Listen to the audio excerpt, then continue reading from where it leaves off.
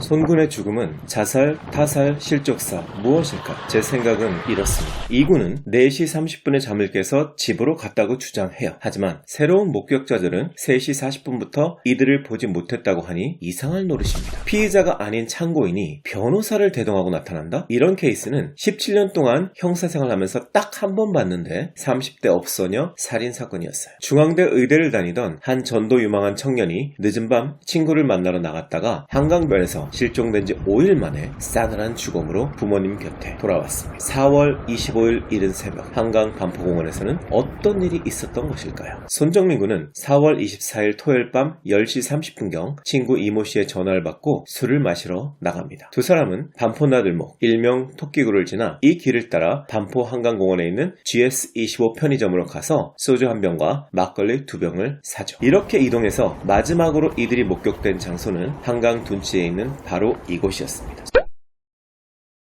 손군의 죽음을 실족사, 자살, 타살 3가지 중 하나로 볼 때 먼저 실족사 가능성을 검토해 보면 둔치 아래쪽은 50cm 높이의 석축이 30도 정도 경사로 기울어져 있고 강가에서 최소 2m 정도는 물풀과 바닥이 보일 만큼 수심이 완만해요. 강 안쪽으로 1m 지점의 수심을 직접 체크해 보니 나무가 30cm도 채 들어가지 않습니다. 술에 취해 손군이 실수로 굴렀다고 해도 최소한 실족사를 할 조건은 아닌 것으로 판단됩니다. 둘째, 저는 경찰 생활을 하며 수많은 자살 사건을 다뤘는데 경찰이 하는 가장 중요한 일은 그 동기를 밝혀내는 거예요. 그래야 타살이 아니라는 확신을 가질 수 있죠. 경험상 99%는 그런 선택을 한 이유가 밝혀진 죽음이었어요. 3가지의 공통적 특징이 나타나는데 방법을 검색하고 계획하고 주변에 암시를 해요. 통상 변사자의 일기나 유서가 없는 경우에는 인터넷 검색 기록이나 SNS에 올린 글, 주변인들의 진술을 확인하는데 현재 손군의 갤럭시와 PC에 대한 포렌식이 진행되고 있죠. 아마 발표는 안 했지만 경찰은 이미 파악하고 있을 거예요. 셋째, 그럼 타살의 가능성은 어떻게 확인할까요? 살인 현장에서 베테랑 형사들이 하는 말이 있어요. 시체는 자신이 어떻게 죽었는지 알려준다. 무슨 말이냐면 시신이 심하게 부패하지만 않았다면 부검을 통해 언제,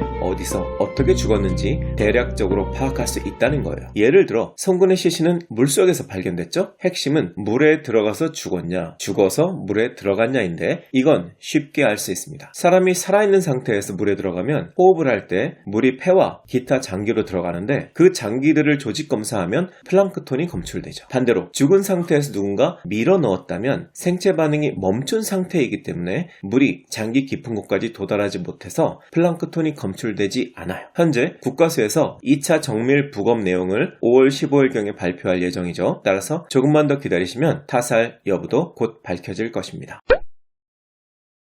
친구 이군에 따르면 술에 취해 잠을 자다가 3시 30분경 깨어나 모친한테 전화를 했는데 부친이 받죠. 이때까지만 해도 이군은 자신의 아이폰을 사용했어요. 그리고 본인 말로는 정민이가 술에 취해 깨어나지 않는다라는 말을 하고 다시 잠이 들었다가 1시간 후인 4시 30분에 잠을 깨서 집으로 갔다고 주장했어요. 그런데 말입니다. 목격자들의 잇단 증언은 이와 다릅니다. 최소한 2개 팀 3명의 새로운 목격자들의 진술이 공개되었는데요. 한 팀은 3시 40분에 자리를 떠날 때 2명을 보지 못했다. 또 한 팀은 4시까지 현장에 있었는데 2사람은 보이지 않았다 라고 했어요. 목격자들이 시간을 정확히 기억하는 이유는 2사람이 당시에 춤을 추고 노래를 부르고 나무 위에 올라가는 등 주변의 시선을 많이 끌었었다는 거예요. 목격자들의 진술을 종합해보면 최소한 3시 40분 전후로 2사람은 현장에 없었어요. 이것은 4시 40분까지 잠을 잤다는, 즉 그 자리에 있었다는 이군의 주장과 완전히 배치되죠. 그럼 이군이 설명하지 못하는 약 30-40분 정도의 공백, 그리고 그 시간에 손군이 무슨 일을 당했을 가능성이 매우 높다고 볼 때 이군은 분명히 손군의 마지막을 지켜보았을 것입니다. 사실 경찰에선 이군에 대한 최면 수사를 통해 그 공백 시간 동안의 기억을 되살리려는 시도를 했죠. 하지만 최면 수사는 대상자가 적극적으로 협조를 하지 않으면 최면 자체에 걸리지 않아요. 방어 기제가 작동하는 거죠. 한마디로 이군은 그 기억이 드러나는 것을 원하지 않았다는 말이에요. 게다가 2차 최면 수사 때는 변호사를 대동하고 나타났습니다. 나타납니다. 피의자가 아닌 참고인이 변호사를 대동하고 나타난다? 이런 케이스는 사실상 거의 없다고 보시면 돼요. 제가 17년 동안 형사를 하면서 딱 한 번 봤는데 소위 템프로 출신 30대 업소 여분이 변사체로 발견된 사건이었어요. 처음에 경찰은 단순 자살로 판단했고 그 전날 함께 술을 마셨던 남자친구를 참고인으로 불렀어요. 동기를 확인하기 위해서였죠. 그런데 그 남자친구가 놀랍게도 변호사를 대동하고 나타난 거예요. 그 즉시 형사들은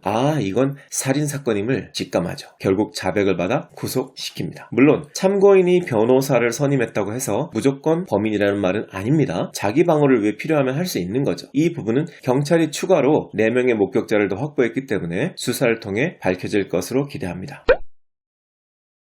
새벽 4시 30분경 잠에서 깬 이군은 무슨 이유에선지 자신의 아이폰이 아닌 송군의 갤럭시를 가져갔고 집에 도착해 정민이가 있었는지 기억이 나지 않는다라고 부모님께 말했다고 해요. 자, 보세요. 1시간 전인 3시 30분까지만 해도 멀쩡히 자기 아이폰으로 전화를 걸고 송군이 옆에 있다는 사실도 분명히 인지하고 있었으며 부친과 통화한 내용까지 정확히 기억하는 사람이 1시간을 더 자고 나서 오히려 본인의 아이폰이 아닌 친구의 갤럭시를 혼동해서 가져가고 송군이 옆에 있었는지 기억조차 나지 않는다? 뭔가 시간이 거꾸로 간 느낌이죠? 4월 25일 새벽 4시경 바깥 온도는 12.6도로 아주 쌀쌀했어요. 두 친구는 편의점에서 소주 한 병과 막걸리 2병을 샀다고 했죠. 사실 청년 2명이 만취하기엔 충분한 양은 아닌 것으로 보이고 새벽에 2시간 정도를 풀밭에서 잤다면 거의 술이 다 깼을 거예요. 남자들은 경험적으로 다들 공감하시죠? 그런 경험 한두 번씩은 있잖아요. 실수가 아닌 의도적으로 송군의 갤럭시를 가져갔다면 그 아이폰은 어디에 있을까요? 혹시 세상에 드러나면 안 되는 비밀이라도 담겨져 있었던 것일까요?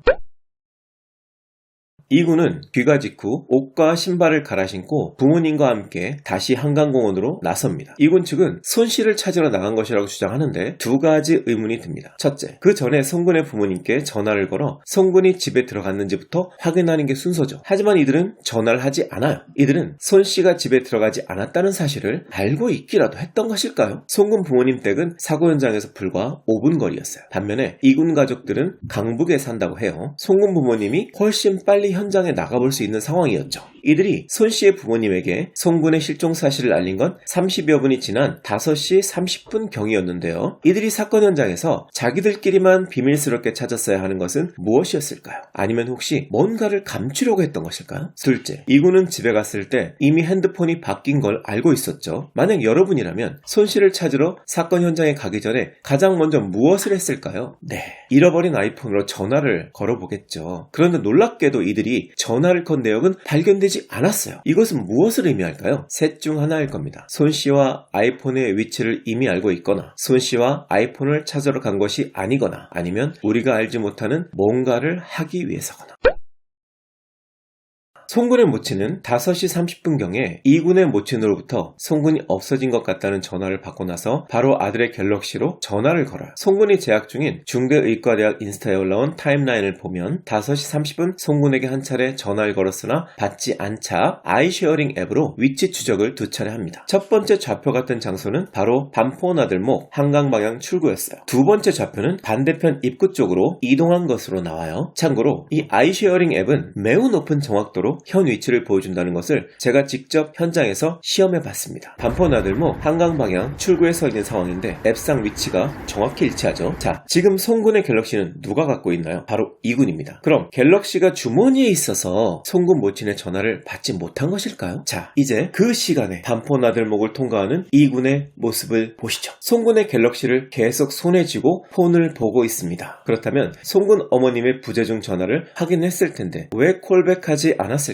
심지어 손씨 모친은 5시 30분에 두 번째, 31분에 세 번째 전화를 연이어 걸지만 이군은 계속 전화를 받지 않다가 32분에야 전화를 받아서 엉뚱한 소리를 합니다. 어떻게 된 건지는 잘 모르겠는데 집에 가보니 주머니에 폰이 있었어요. 폰이 바뀐 것 같아요 라고 말해요. 그래요. 폰을 바꿔간 건 술 취해서 그럴 수 있다고 쳐요. 그런데 이군은 집에 가서 폰이 바뀐 걸 알았다면서요. 그런데 송군 부모님께 그 사실을 미리 알리지도 않고 자기 아이폰에 전화도 안 해보고 송군 모친의 전화를 여러 번 받지 않고 사건 해결의 단서가 될 수도 있는 신발을 그 다음날 바로 버려버렸죠. 심지어 외관상으로는 세탁이 안 될 정도로 오염된 게 맞나 싶을 정도로 비교적 깨끗해 보입니다. 이런 모습들은 아무리 봐도 절친인 송군이 죽은 이유를 진심으로 밝히고 싶어하는 친구의 모습으로 보이진 않습니다. 이에 대한 설명이 필요하겠죠. 마지막으로 이군과 이군 부모님들께 드리고 싶은 말씀이 있습니다. 저는 형사생활을 오래 했기 때문에 일방의 의견만 듣고 판단하는 것이 얼마나 위험한지 너무나 잘 알고 있는 사람이에요. 그래서 온라인에서 이군을 마녀사냥식으로 몰아가는 것에는 단호히 반대합니다. 손씨 죽음의 비밀이 밝혀지는 것도 중요하지만 무고한 피해자를 만들지 않는 것은 더더욱 중요하기 때문이죠. 만약에 이군이 본인이 한 어떤 의도치 않은 행동으로 어떤 실수로 인해 의심을 살 것이 두려워서 침묵하는 것이라면 그것이 최선이 아니라는 것을 진심으로